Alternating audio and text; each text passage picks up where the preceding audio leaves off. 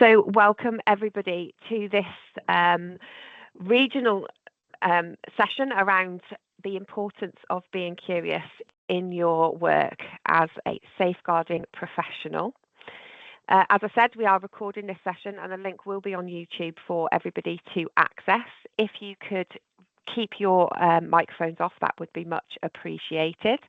Across the top of the screen, there is a little black box, and you'll be able to see the chat function. We are going to put links into the chat for you so that you can interact with us. If you have any questions, please put your questions in the chat and somebody will be monitoring that. If you want to chat with us, then put your hands up, although we won't be able to necessarily answer all of your questions throughout the session. Lauren, Deb and I will remain on the session at the end for you to chat with us if you want to. If you want to keep your video on, then please do so, but otherwise then please do turn that off. In terms of the session today, we have allowed 1 hour for this interactive briefing. We've made it as interactive as possible so that you're not just listening to us. You will find QR codes throughout the session so that you can interact with us. We have got some Mentimeters for you so that you can give your anonymous answers to some of our questions. Please minimise distractions throughout the hour. You know, we have asked for you to be here and present with us today. You know, and this session is for you. So, you know, if you want to, you know, ask anything, then please do so, and we'll try and answer it as we can. But, you know, please do try and be here with us throughout the session. So the first question that we have for you is, what does professional curiosity mean to you? When we ask a question about what is professional curiosity, what does that word mean to yourself? So please use the QR code on the screen or use the link that I've just popped into the chat for you. Or I'm trying to pop into the chat for you, but it won't let me, but I will do so in just a second. Please tell us what you think professional curiosity is, and your answers are anonymous. So tell us what it is that you think professional curiosity is. Deb, have you just joined us? I have. I'm really sorry, Lisa, that I'm late. I don't want to repeat what you've just said, but if I could just reiterate that this is a real opportunity for everybody. It's so great to see so many people on the call. This is one of the first of our regionally developed learning opportunities that has been done collaboratively with a number of authorities. And so I will be asking for feedback towards the end, and we'll ask you to leave that in the chat because there's so many of you. But I also want you to know that there will be other opportunities, and I'm sure Lisa's already said this is being recorded, so we will be able to use it as a learning tool and opportunity consistently. I do wish you all the very best and that you get the learning outcomes from it that you need. I know you will. And I'll hand back to Lisa. I need to leave briefly, but I will be back. Thank you, Lisa, and apologies again. No problem. Thanks, Deb. So using the QR code on the screen or the Mentimeter link that I've just put into the chat, please tell us what it is that professional curiosity means to you, and I will share those on the screen for you as people are putting in their answers.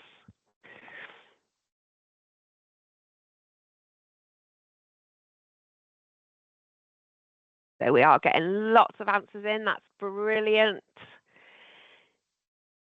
Yeah, so fully exploring the situation, being nosy and finding out all those gritty bits of information. Fabulous.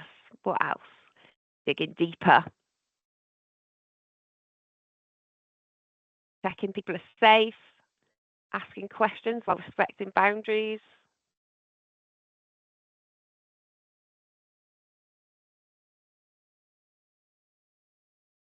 Oh, sorry.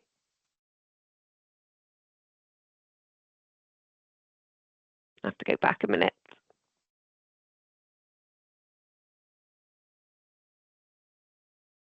Keep putting your answers in and I will share them.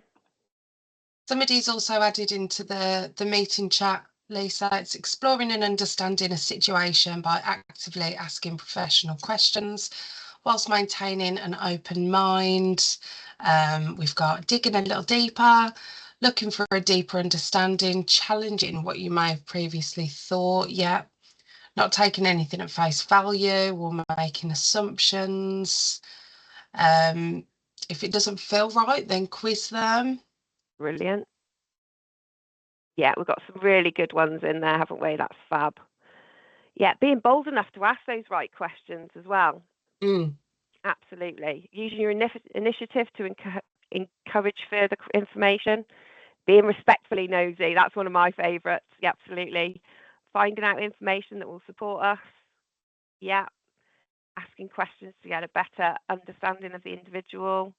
Being vigilant and alert. Yeah. Absolutely fabulous. Yeah. Hearing what someone is not saying is really, yeah. Absolutely. Being intuitive. I like that one as well. That's really good. Absolutely. So what I'll do is I will make sure I'll share these Mentimeters with people after the session so that you can see all of these, anybody that's attended, because it's really important that you see all of these because they're all absolutely correct. You know, delving, drilling down, going beyond the superficial responses. Yeah, looking beyond face value. These are absolutely fabulous.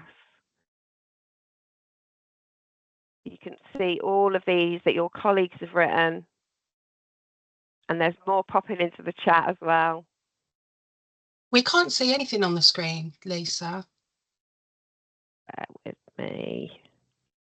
Sorry, I thought you'd taken it down, but I assumed that based on what you were just saying, we were having a read. Do you know what?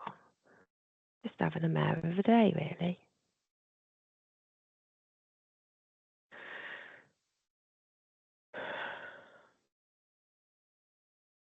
There we go. You see that now? Yeah, perfect. Some really good responses. Loads on there. Staying alert to subtle signs. Asking about the whole family and history. Caring enough to go a little deeper. Challenging disguised compliance. Giving people the time to tell their story. Yeah. Watching body language. That's a good one. Challenging what is not known. Yeah. Yeah. So we've got some really, really fantastic answers there. And like I say, I will share those, these Mentimeter answers with you at the end of the session. Yeah, okay. Really good responses. So I'm going to hand over to Lauren, and I'm going to be her slide keeper. Thanks, Lisa. So, as a lot of you, if not all of you, picked up on really well in that activity, professional curiosity, I think for me, although there are a number of different definitions, I think part of us being here today is about empowering you to go away and either continue what you're already doing or emphasize what you're doing, just so that we can strengthen those really good qualities and skills that we have as practitioners. So a couple of definitions here, one from Worcestershire Children's Safeguarding Board. Professional curiosity is a combination of looking, listening, asking direct questions, checking out, and then reflecting on information. Understanding our predictions about what is likely to happen in the future. And as somebody said in the previous activity, it means seeing past the obvious as well. And Coventry Safeguarding Children's Board, which is where I'm from, say professional curiosity is referred to as a respectful uncertainty. It's a combination of looking, listening, asking direct questions and checking out and reflecting on all the information you receive rather than making assumptions or taking information at face value. So those two definitions there are essentially two of the same. You know, there are a number of sort of golden threads throughout that, such as checking out, which we'll talk more about as we go through the session this morning.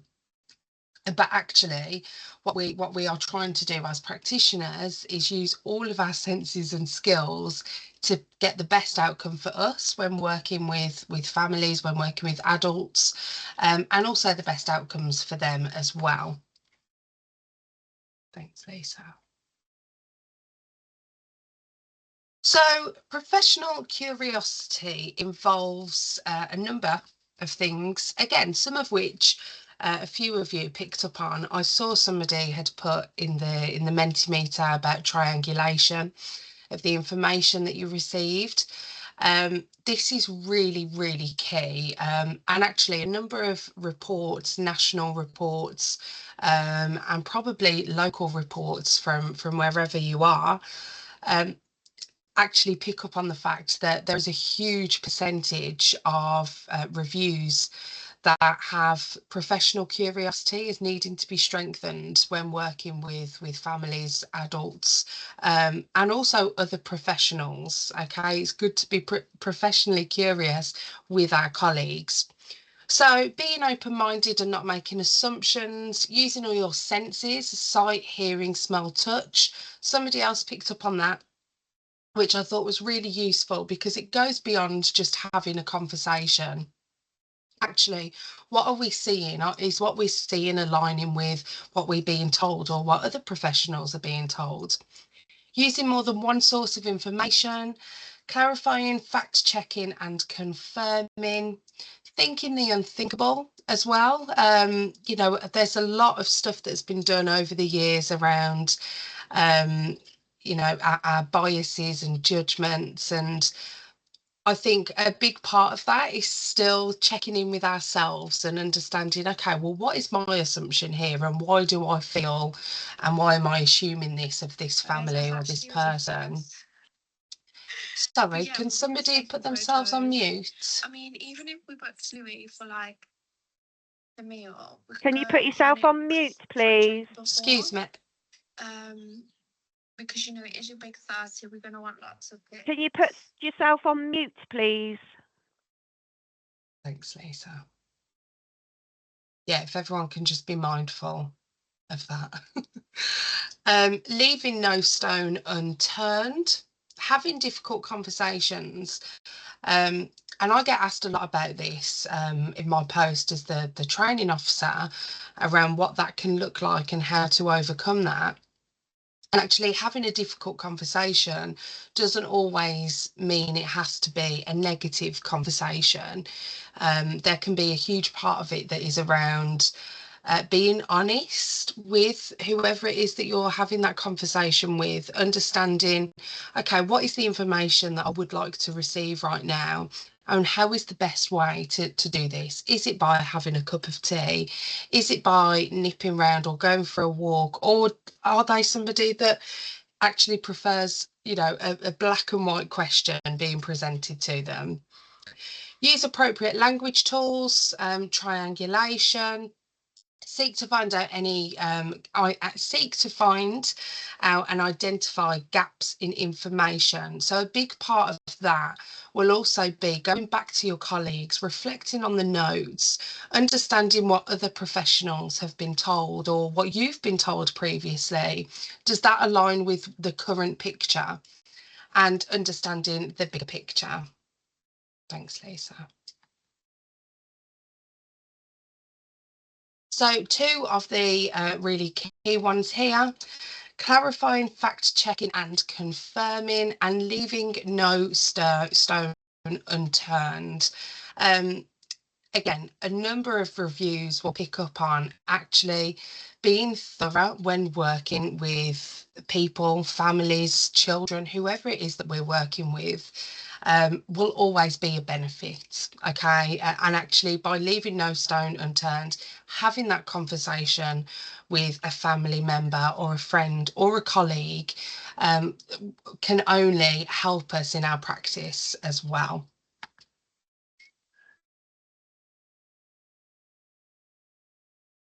Having difficult conversations, as I've already touched on.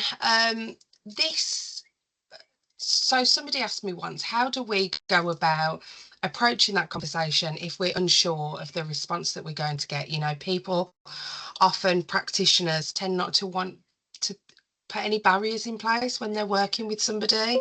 You know, they don't want to potentially jeopardise that professional rapport that they might have spent time building up over a course of weeks or months, to then ask a question that might be quite uncomfortable. And actually, the best way I can describe and understand this is if I was working with somebody and they had an assumption, or they'd identified something, they go away and deal with that behind my back, and then I'm getting phone calls from other services, practitioners. You would feel blindsided. So actually, I think regardless of how difficult that conversation might be, it's better to have it. Okay, it's better to remain empowered when working with those people, with that family. And be honest with them as well. Honesty is really, really key. Thanks, Lisa. So, as I've said, triangulation. Again, I was reading a report this morning, and it had over half of the reviews that were looked at in said report found that the triangulation of key information was not evident, and that played a really big part in the gaps that were being identified following a serious incident or a safeguarding adults review. And actually, without all the information, we just can't get a full picture of that person's life, their day-to-day life, their voice, their understanding of life, their culture, etc. So we need to really triangulate that, and then that in turn will help us identify any gaps as well. Okay, so professional curiosity involves not making assumptions. This for me is really, really powerful, because as humans, as people, we can naturally do that without realizing, and we can naturally assume something based on our initial impression or our first observation. And sometimes it's important that we can be challenged on that.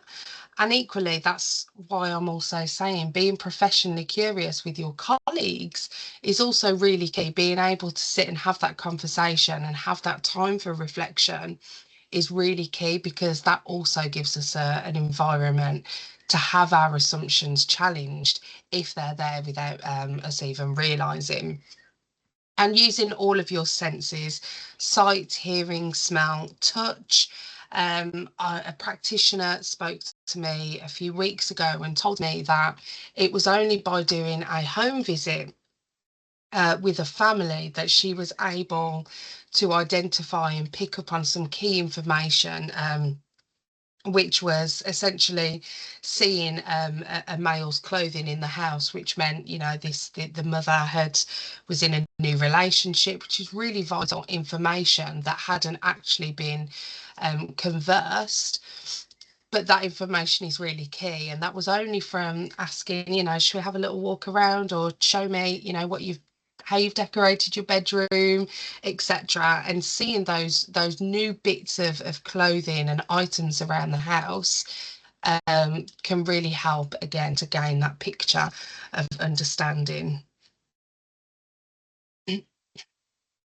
And thinking the unthinkable, I have already mentioned this, but I'm sure everybody here today has had an experience of something where what has happened during your day or during a case or with somebody that you've worked has just not gone how you would have ever expected it to go. And that is part of being in the safeguarding world. We have to think the unthinkable for within our professional curiosity, within our development, within our skills, and also when working with vulnerable people as well. we have to always be prepared for a different outcome to what we may have anticipated or hoped for when working with somebody. So that very much ties in with professional curiosity and enabling yourself to think outside the box, think the unthinkable, and think about those different scenarios that could take place and how we can preempt and minimise risk when doing so as well.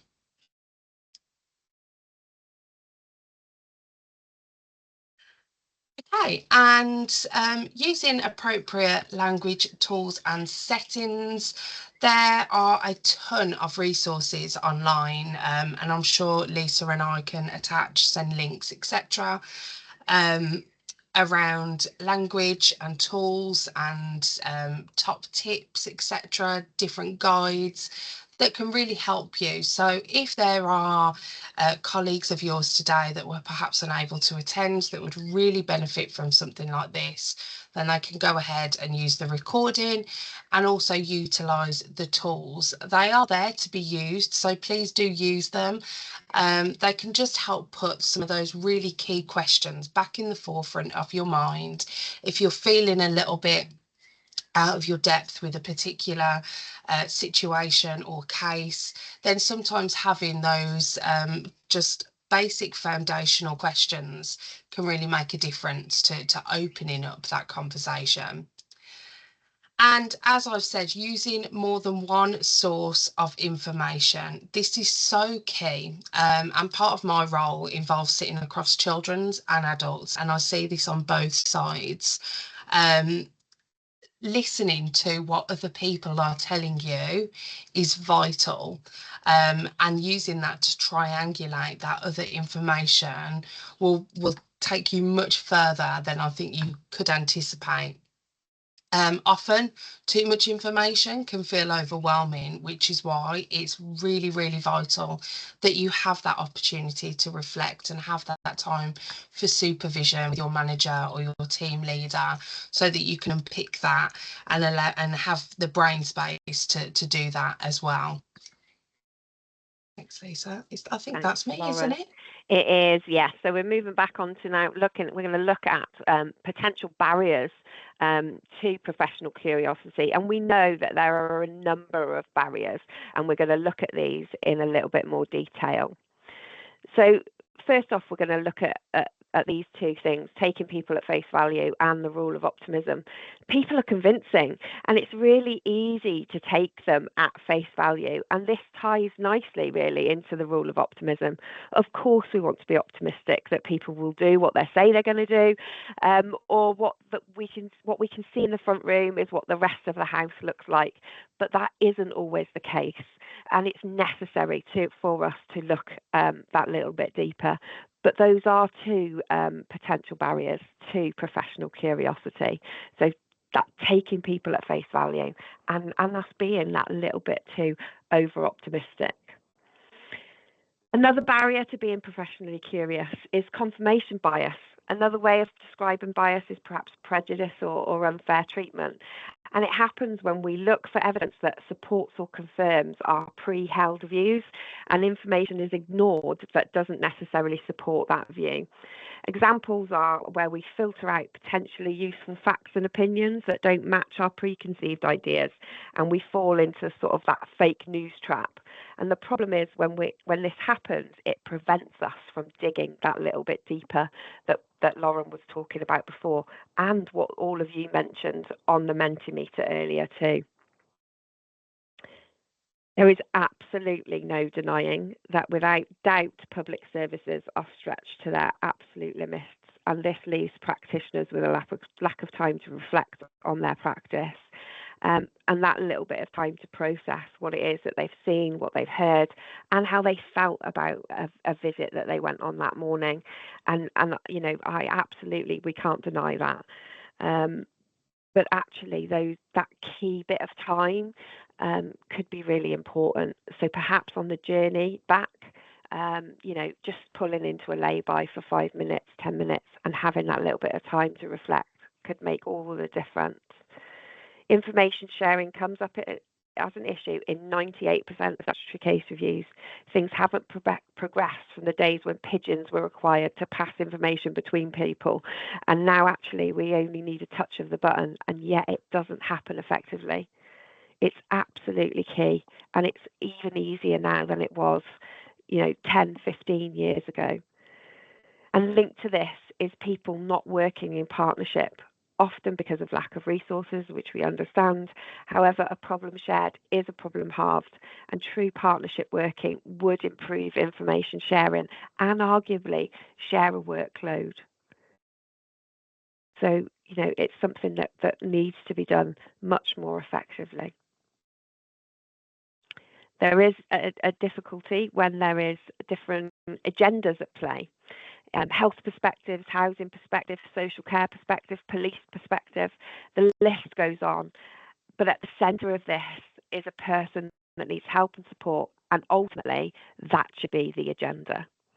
There was a mass exodus from hands-on professionals, nursing, policing, social work, during and after the pandemic, and this has left a gap of knowledge and experience in the workforce. There was also people who completed their training during the pandemic who didn't necessarily get the same hands-on experience that they would have got if they'd done their training at a different time.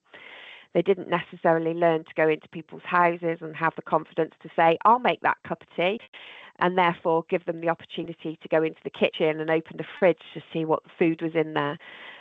So we need to go back and sort of think about how that training can be imparted now.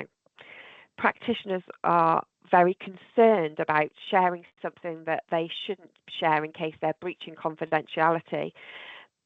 Therefore, they don't share anything. And is the training that they're getting fit for purpose? So we need to think about how we impart that experience, that knowledge and that information to them to make sure that they do share really important information. And do managers know what they can and can't share to keep people safe? And do they have the time needed to supervise and support their teams in all aspects of being professionally curious? And how do we make sure that they have that time and that they make that time to make it important that they spend that time with their staff to give them appropriate supervision. So another Mentimeter for you here. We've explored some of the challenges, but how can we overcome some of these? Whilst we can't wave a magic wand and get more money within public services, there are some of these barriers that can be overcome. So how can we remove them? And what ideas can you think of from your area of work? So I'm going to pop a link into the chat for you, but also you can use the QR code on the screen. So please think about what barriers there are that we've just mentioned, or even barriers that you've come up with for yourself, and how can we overcome some of those to make things safer for the people that you work with. Thank you.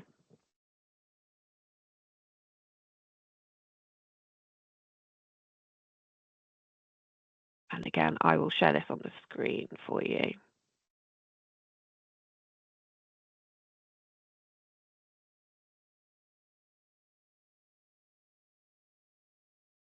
Back because it's trying to make me upgrade.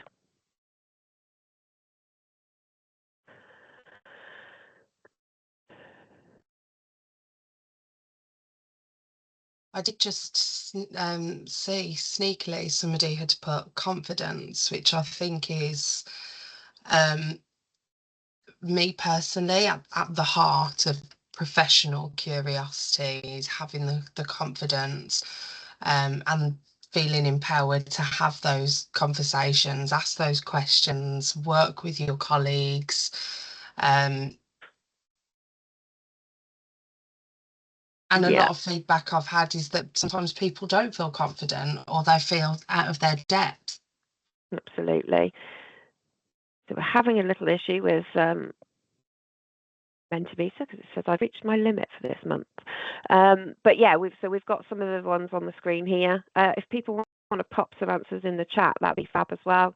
But yeah, better communication networks. People having confidence is key, isn't it? There is a lack of confidence around what people can share and what people can do and those sorts of things.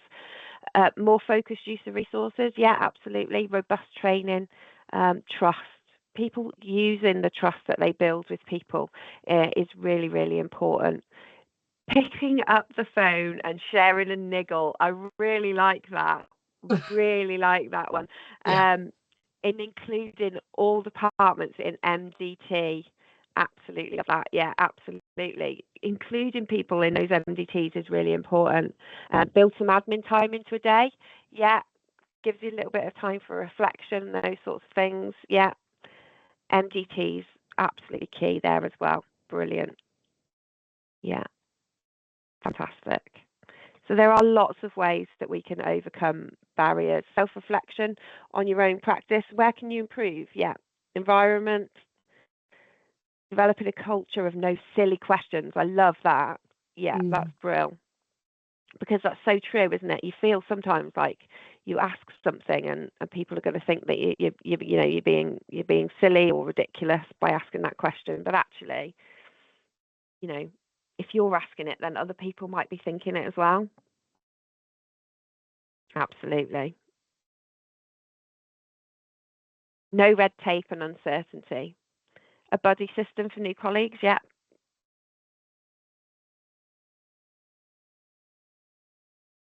Yeah, brilliant. Using accessible language. I like that. Yeah, when we're talking to people that we're working with, we do tend to use a lot of language that people don't understand. We have to remember that they're not all professionals, these people that we work with. They wouldn't necessarily understand the language that we're using. Yeah. Asking Time for of forgiveness day. rather than permission. Sorry, Lauren. No, that's okay. Somebody said time of day. I think that's really key. What does this person work night shifts, and we're trying to have a conversation with them at 10 a.m. when normally they would be asleep. It's having consideration around all of those things that can really make a huge difference to how they respond to you, essentially. Yeah, absolutely. Brilliant. Being supported by the management. Yeah. Being curious with compassion. I like that. Fabulous. Thank you. Thank you for those. Absolutely. Like I said, there are barriers, but they can be overcome. Some of them in very simple ways. And I know we don't have a magic wand to fix the system, but there are some of these barriers that we can overcome.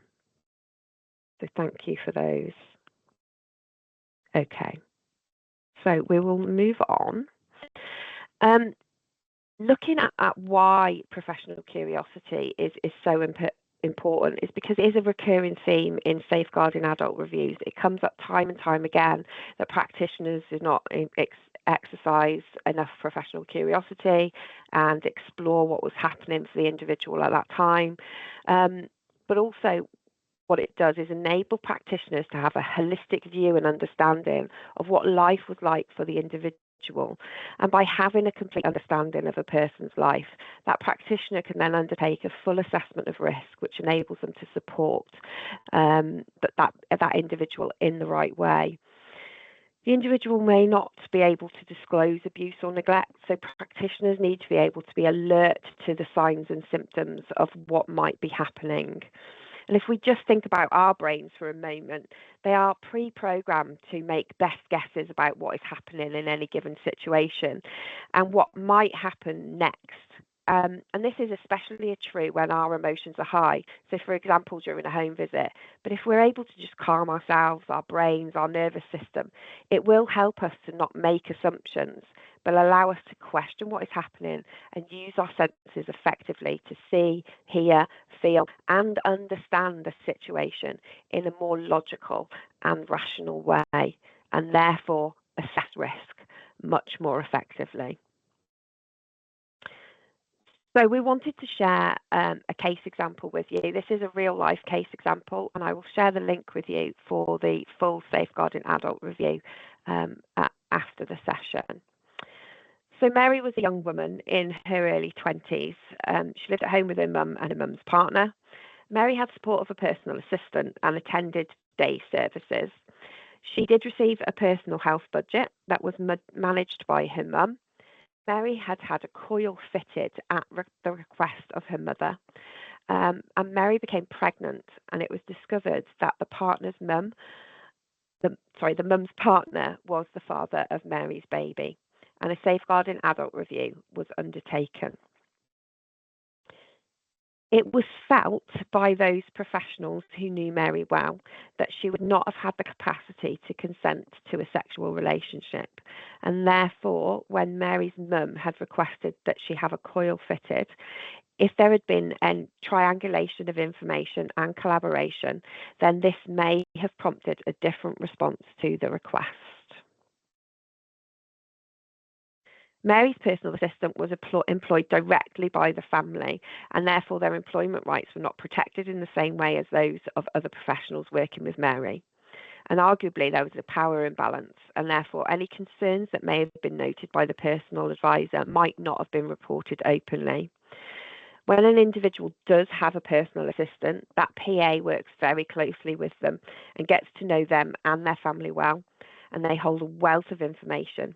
And therefore involving them in meetings and reviews of care plans and supporting them to raise concerns if they have them is very, very important. There is a need for difficult conversations and professional challenge. There was a need, for professional conversations, difficult conversations and professional challenge to ensure that opportunities to protect Mary were utilised. Professionals needed to think the unthinkable alongside other possibilities about what might have been happening. Agencies working together and involving all of those that knew Mary the best, such as the personal assistant, would have been absolutely essential. Of the review that was undertaken, did not find any information, systems or processes that indicated Mary's pregnancy could have been anticipated or prevented. What they did find is that systems and processes may have shed more light on the care that Mary was receiving at home.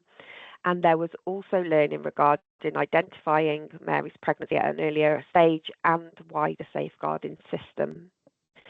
So just have a little think, do you work with somebody like Mary? Could this happen within your team? And are you professionally curious enough about the Marys in your area?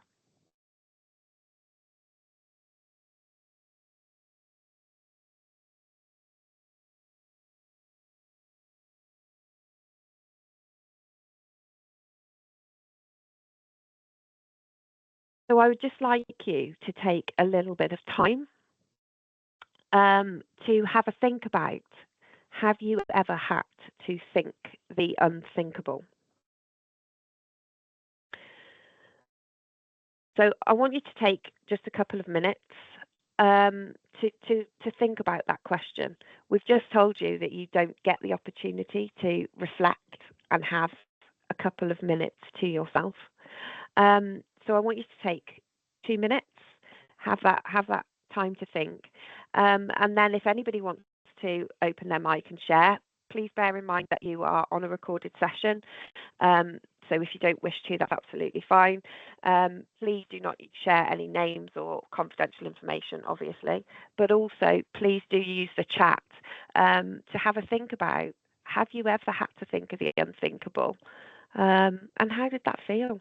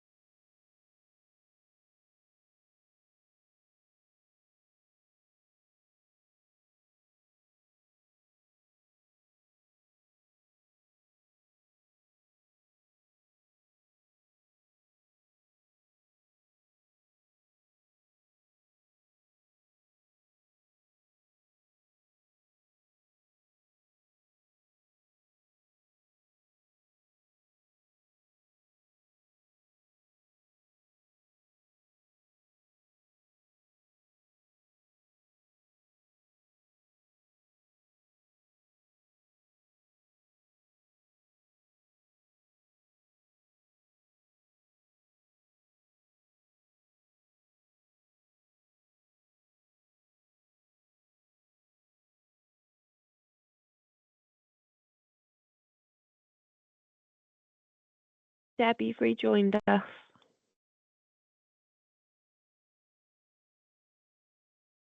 I have. I'm just commenting on people's comments in the chat. So people are sharing, and also people are sharing that sometimes thinking the unthinkable is impacting on their well-being. Yeah, absolutely. So if people want to share anything in the chat, please do so. If you want to share anything with the group, then please do that too.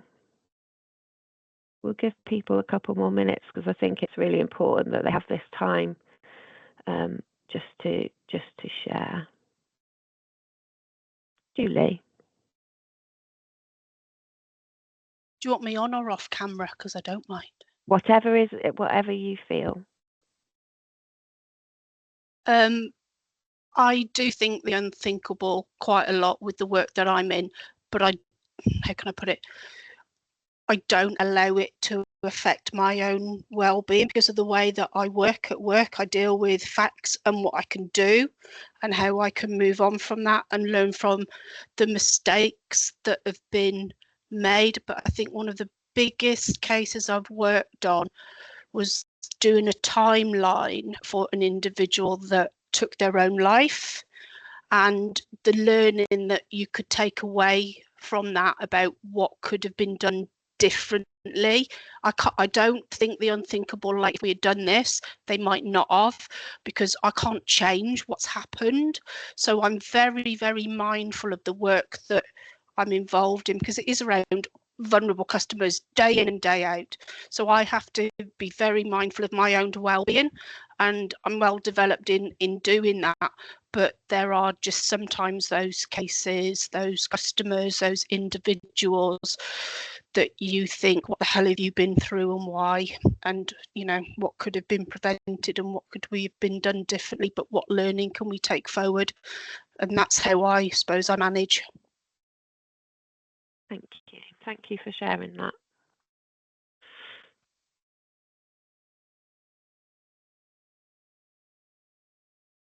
Comencia.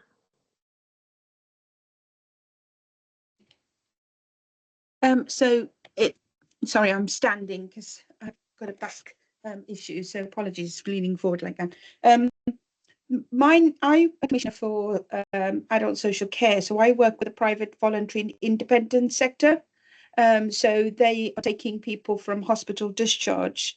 So one of the reasons for coming on this program was around how the providers, when they get somebody who's due to be discharged, how they are asking those questions, those curious questions, to understand better the person's needs so that they can better understand.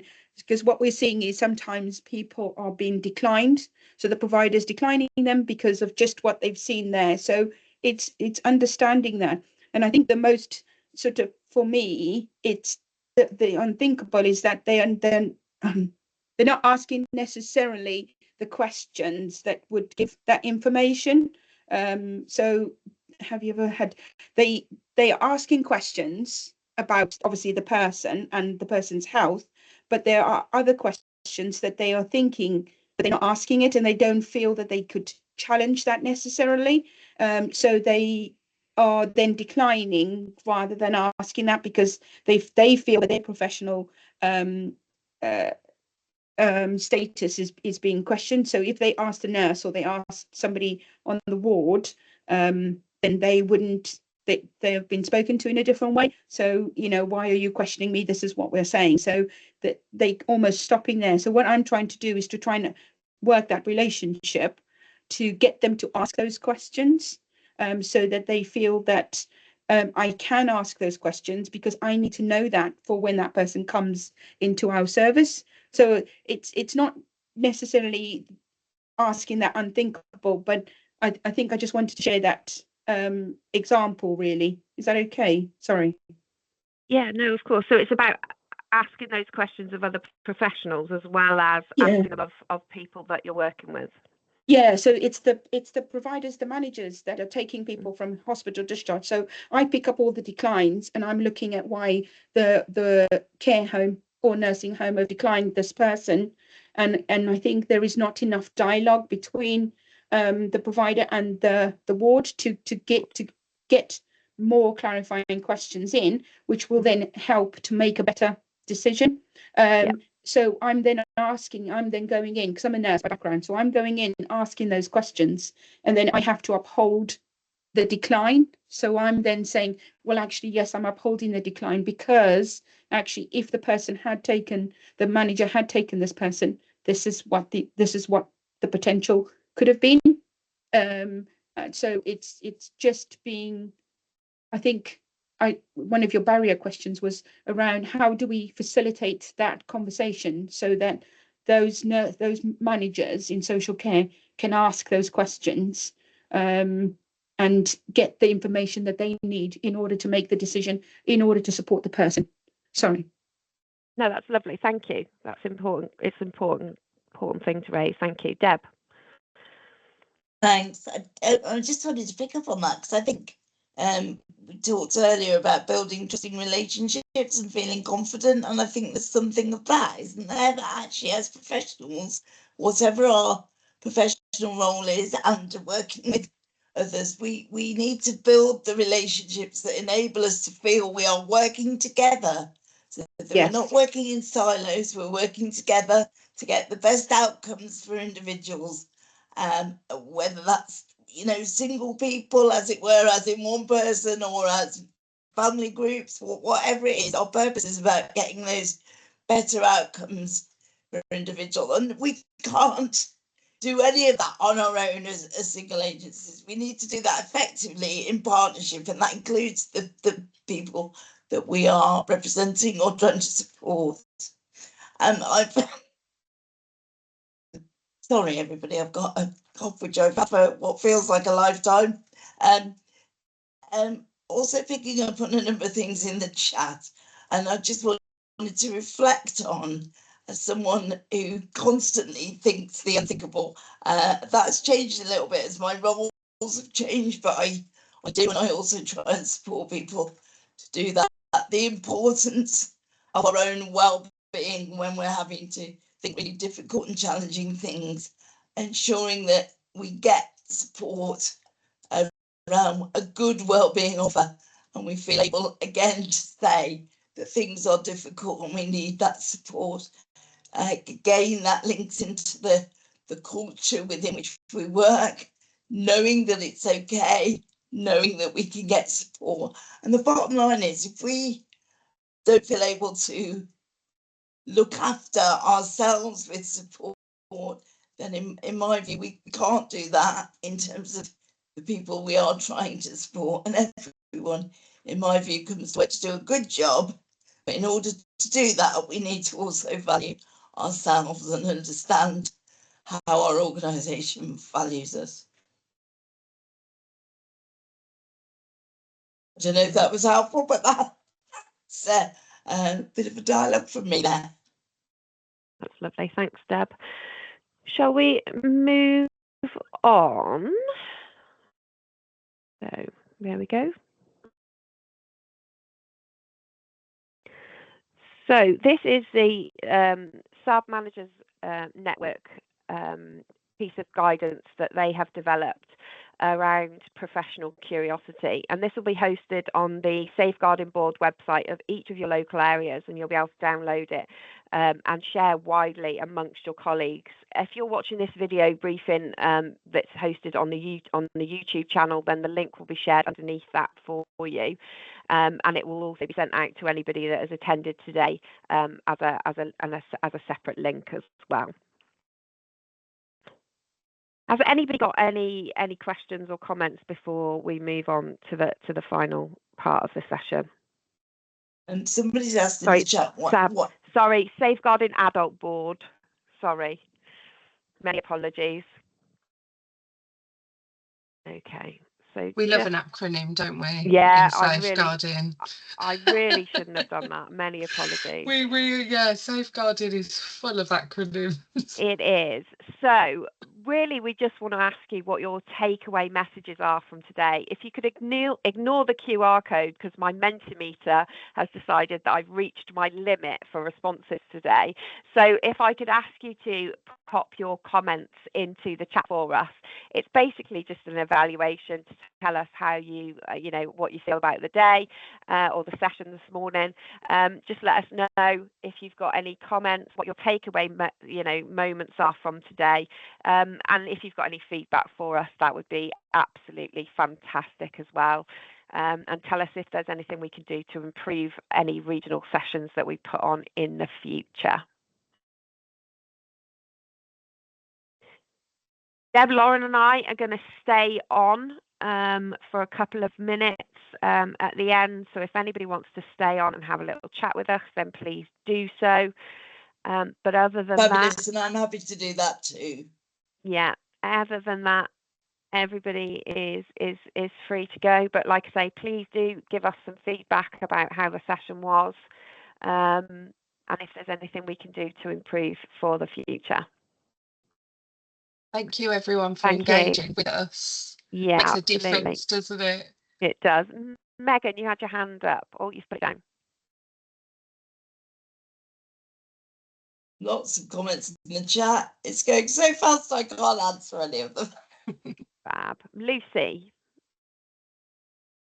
Yeah, I've never heard the term triangulate information before. I'm an apprentice recovery coordinator, so I just wondered if you could just expand a little bit more on that for me, if that's okay, please.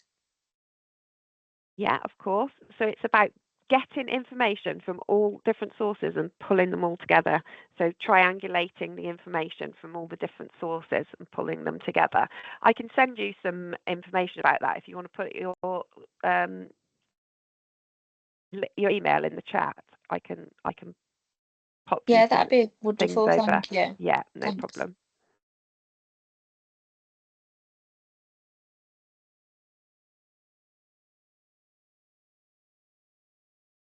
Thanks, everyone.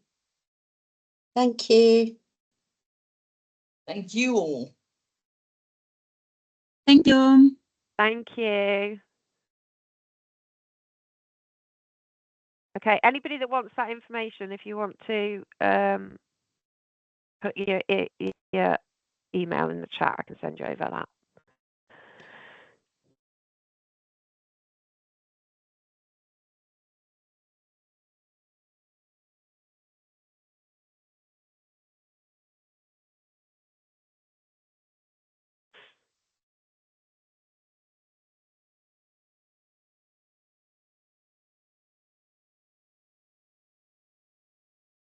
Hi, Lisa. Hi. Hi, it's Carmen. Sorry. Hi. Would it be possible for us to have a conversation about doing this session for providers, adult social care providers in the voluntary and independent sector, sort of to help them with understanding curious questions and what to ask? Yeah, whereabouts are you from? Solihull? Solihull, yes, yeah. Yeah, have you not got like so Karen only- Littleford in our place, that so we've got partners in care, so they have like a provider forum, so they do like so I go in Shropshire, I go to partners in care and I do like some safeguarding stuff, but Karen does their I'll talk to. forums. Okay. I'll talk to one of our safeguarding leads and see if they want, because we were sent this information through a different chat, which is why I booked on. So I'll go to ours and then see if they could do something there. So there should be like a provider forum Yeah. where they have all of the providers together. Okay. And so that's where we do ours. I can contact Karen and see if she knows of. We could like, also we could raise it one. with Rachel Swain, who's the safeguarding adult Oh, school manager yeah. in Solihull, and just Yeah. say you've raised that question. Can she have a conversation with you? I'll talk to Rachel, Deb. So I'll have a chat with her. She's the person to contact. I'll do that. Yeah. Thank you. Yeah. So Rachel's the one for your area. No problem. Thank you. Take care. Thanks. Bye. Bye. Bye.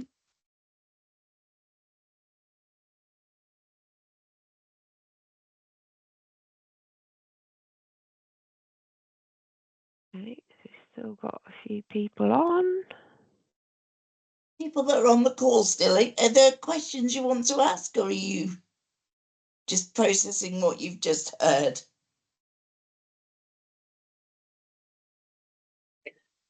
Hiya, I have a question. Lauren, I think it was yourself that mentioned it briefly that you are part of some safeguarding boards across children and adult services. Yes. I just wondered if there was anything like that within Sandwell, Dudley, Walsall or Wolverhampton that anyone was aware of. So I know I've spoke to Ellen, who's still on the call before. So I'm Liz Whiffin. I work with Active Black Country as a sport welfare officer. So we work within safeguarding with children and adults, but within a sports setting. So I didn't know if there was any safeguarding boards within the Black Country as such that I could potentially get involved with from a sports point of view. So I'm Deb Ward, I'm the Safeguarding Adults Board Manager for Sandwell, and Carol Bodnam is the Safeguarding Adults Board Manager for Children in Sandwell. Okay. So there are boards in every area of the country, but in Sandwell we're not a joint board, so there's an adult and a children's board. In all other areas of Black Country, though, they are joint boards. Okay. But certainly, if there's additional conversations you want to have, then I'm happy for you to contact me in the first instance. I would put my email in the chat. I'll endeavour to do that now. And so that's okay. I've put mine in there as well. So mine's okay. If I I've do added mine in and then as you well, can, Liz. Thank you. You can contact me, can't you?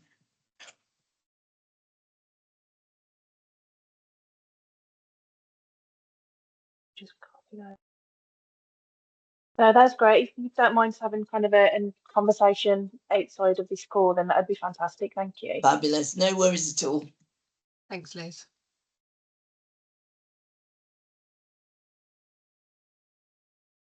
Anybody else got any questions? I have, but it's not so much about the content of this session, it's kind of how you got to where you're at. So I don't know, I'm guessing. Well, generally in life, Eleanor. Okay, I'm just going to stop the recording, so I'll just pop that off.